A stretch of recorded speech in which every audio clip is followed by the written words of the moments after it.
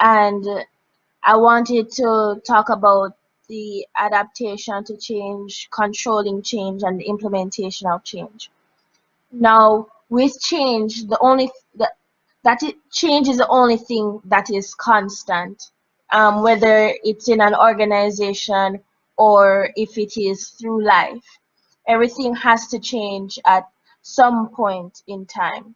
Um, the that quote was developed by Heraclitus. He is a philosopher that gave his analysis of change and how it is applied to the universe. Now, um, change can fit into modern business scenarios where employees have to adapt to different things like moving up in an organization and so forth. Um, in change, you have a beginning, and then there's a transition, and then there's an end. Now, in the beginning, you have to identify what is going to happen and what are the decisions that are going to be made to implement this change. Now, within the transition, you have to know who decided the change. And at the end, you have to know what was wrong with the way things were. So if there was so throughout the process, you have to identify what went wrong and what could have been done differently to make the change a little bit better. Now, in the aspect of adaptation to change, can anybody give an example of change, whether it be through life or in an organization? You can type it or you can ask the question.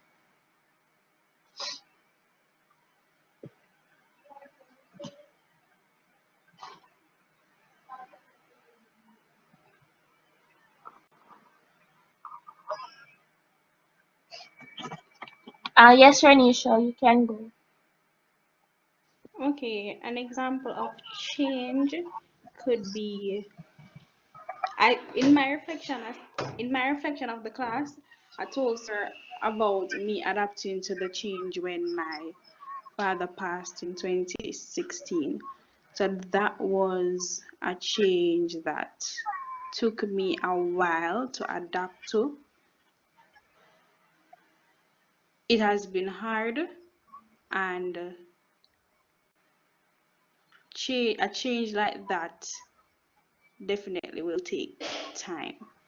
So change of losing someone is a change that a person can adapt to.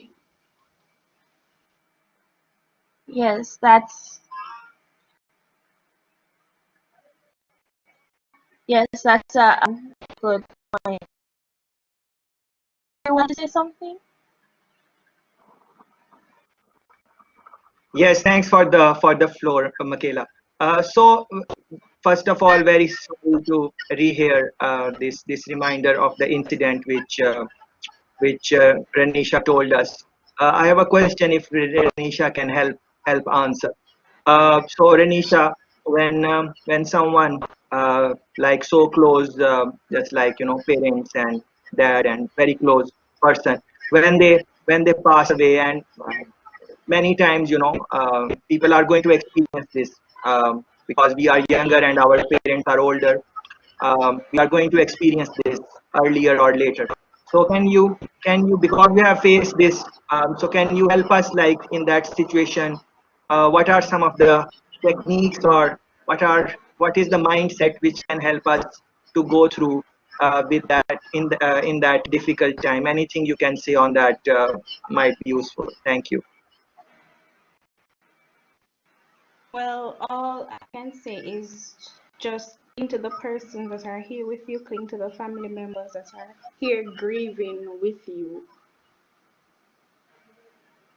Just being with them, and remember all the good times that you and that person had, because memories is all that you can live with in that moment.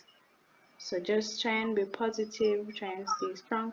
It won't be easy at all, because even now you will still reflect, you will still remember the person, but just try and cling to the good memories, think positive, and cling to the families that you have supporting you and grieving with you.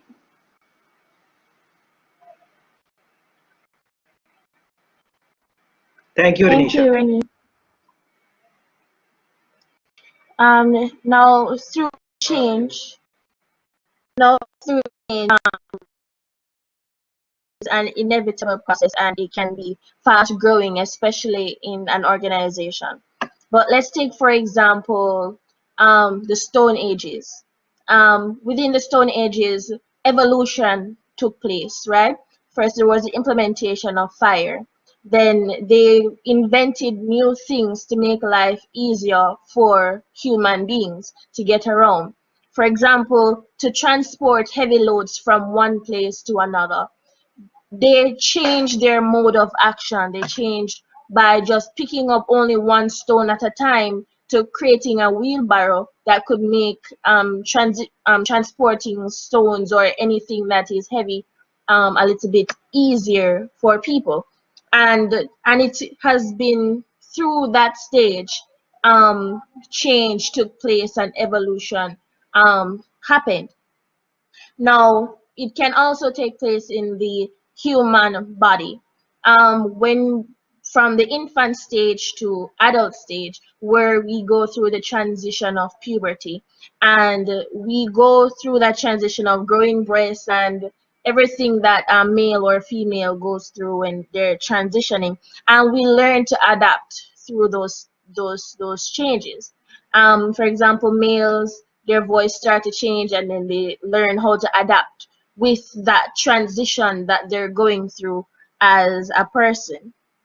Now, in adaptation can also happen in an organization wherein you start off as an entry level worker, but through your work ethics and beginning through the beginning stage, the transition and the end, you have now improved your way of doing things and made it known to higher authority, thus being promoted.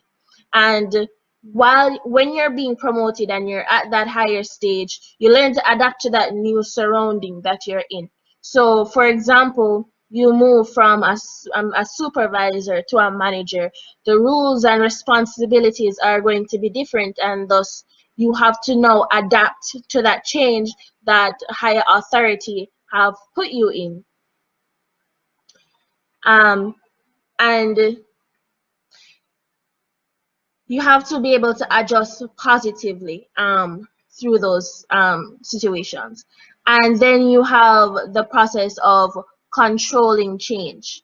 Now, in an organization where you have the manager, and the manager might want to implement certain things in the organization, but first they would like to host a meeting to identify the best mode of action to implement this change. Now, they might have different options. They might either get someone to fill the position to force the change, or they can get someone, or they can guide the employees and help them to have an easy transition to the change.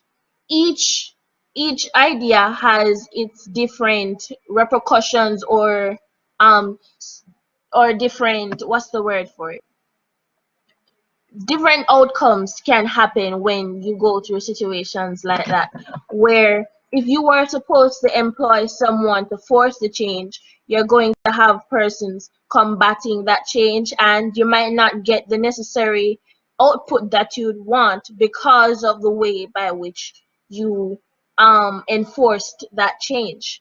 But if you were to ease persons into the transition, let them understand why the change is happening, then it would have been better, where employees would understand why the change is happening and make the necessary changes to make the change easier.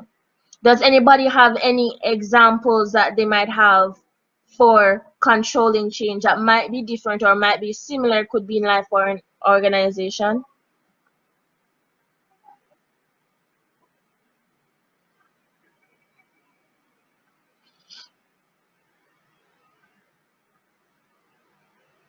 Oh, sir, I was just saying, when Michaela was mentioning something about if you're choosing another leader to fill a position, then it's better to train them than to just appoint them in the position and have them just all of a sudden assume the leadership role. So succession planning in an organization is extremely important because in that way you have someone in mind, you appoint them for the future position, and then you train them so that the transition from them being in a lesser position to that great position would be easier, and then they would be more likely to fulfill their role. It's an obligation.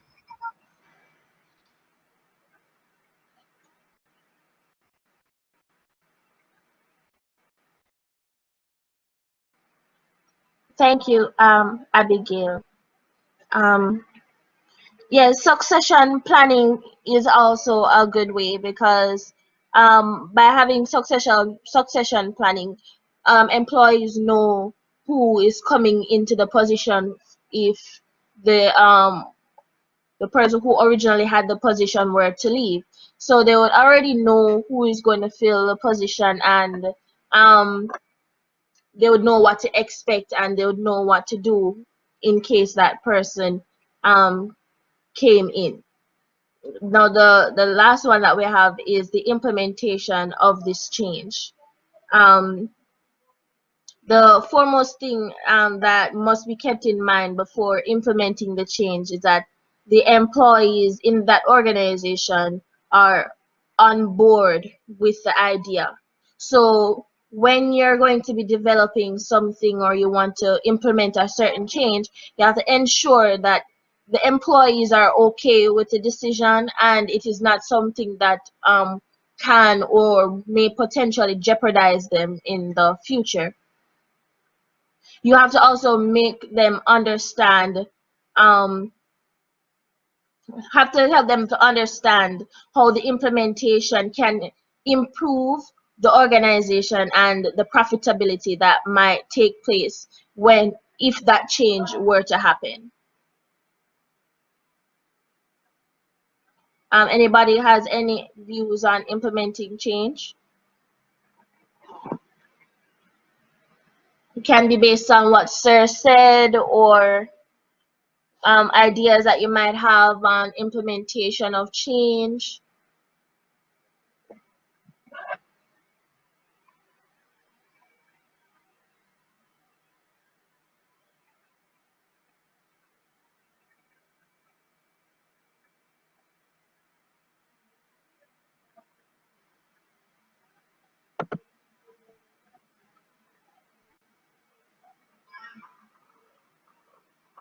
Yes, sir?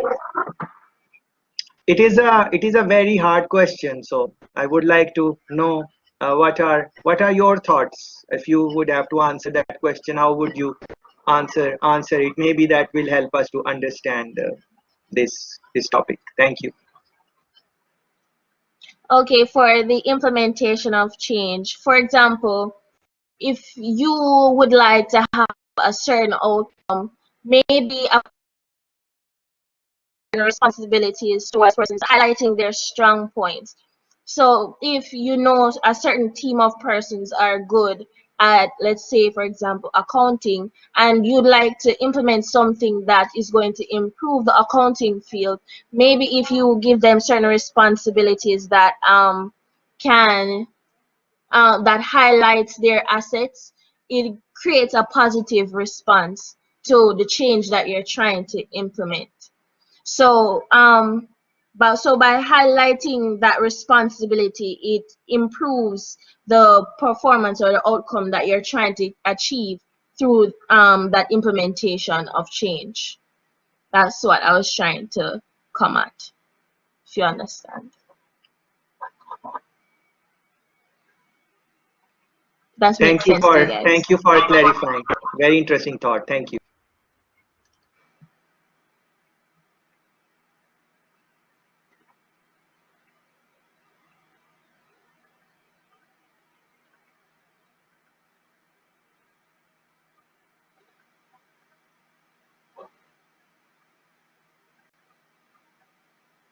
So,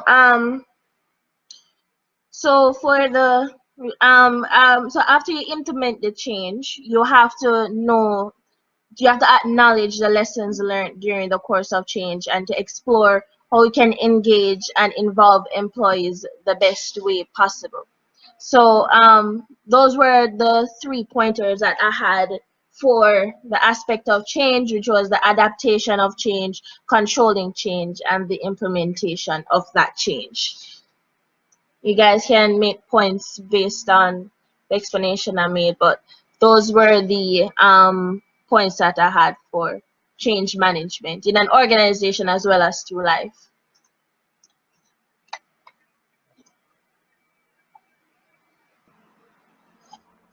Thank you very much, Mickayla, for great presentation. Definitely, we learned many things. So today was an interesting, very interesting session. Uh, in today's session, we had a guest speaker from Europe. Uh, Learned a lot, but other things happened. For example, Renisha Edwards, she was moderator of our session. She conducted a discussion.